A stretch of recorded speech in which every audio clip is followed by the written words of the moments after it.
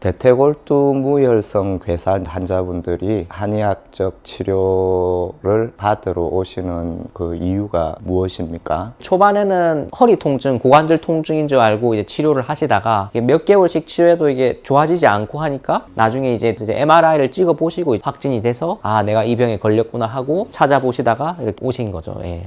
일단 진행이 되면 이제 1기부터 이제 4기로 나눠져 있는데 보통 이제 1기 정도 되면 병원에서 이제 지켜보고 관찰을 합니다. 그리고 이제 2기, 3기 이제 점점 골두가 썩어 들어가죠. 그러면 이제 병원에서는 제일 많이 하는 방법이 인공 골두와 이제 소켓을 다는 건데 사실 이 수술에 있어서 장점도 있지만 부족한 점 같은 경우가 결국은 시간이 지나면 다시 이제 재수술을 해야 됩니다. 또 몸에 대한 이제 데미지도 클 수 있기 때문에 수술 자체에 대한 이제 거부감을 가지고 한방 진료를 또 문의하시는 경우가 많습니다. 그러면 인공관절 치안술 수술을 하는 것하고 한의학적 치료를 하는 것하고 가장 큰 차이는 무엇입니까? 일단 인공관절 치안술을 하면 기존의 부분들을 다 제거를 하는데 저희 한의 진료는 내 기존의 이제 골두를 최대한 이제 되살리고 주변 근육인대를 이제 강화를 시켜서 치료한다는 걸 가장 큰 차이점으로 꼽을 수 있을 것 같습니다. 결국 골두 자체가 이제 약해져 있기 때문에 골두 주변에 있는 근육인대를 이제 강화시켜서 최대한 이제 지지가 가능하게끔 이제 만들어 주는 거거든요. 사실 수술하고 나서 바로 또 좋아지는 게 아니라 수술 후 통증이 남는 경우가 있어서 주변 근육인대를 이제 치료해야만 편해지시는 경우도 많습니다. 그렇게 이제 한방 진료는 골두 주변으로 이제 순환을 좋게 하면 근육인대가 이제 강화되고 좋아지는 것도 물론이고 괴사도 멈추고 더 진행되지 않게 막을 수 있거든요. 호전이 잘 되고 있는 예후가 좋은 분들은 골두 자체도 괴사의 정도가 더 살아나서 더 좋아지시는 경우도 많습니다.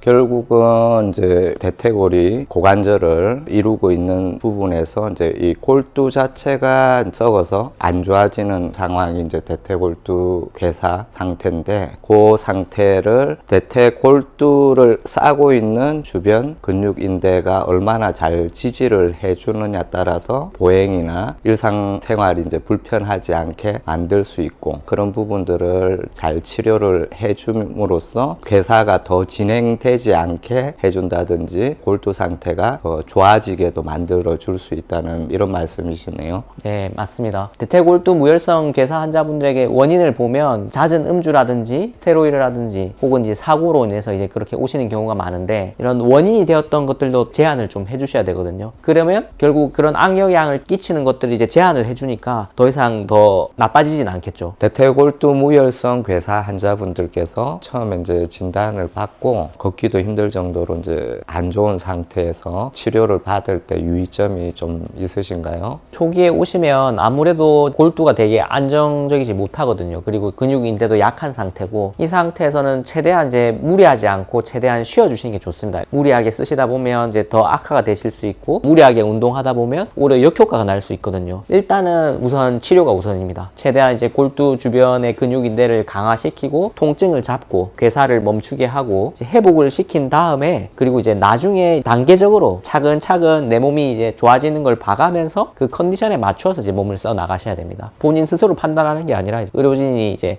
이 정도면 이제 많이 좋아지셨습니다. 이제 운동하셔도 좀 되겠습니다. 할 때 이제 그때부터 조금 단계적으로 근육인대를 좀 강화시킬 수 있게 운동을 해 나가시면 치료에 있어서 이런 점들을 좀 지켜주시면 됩니다.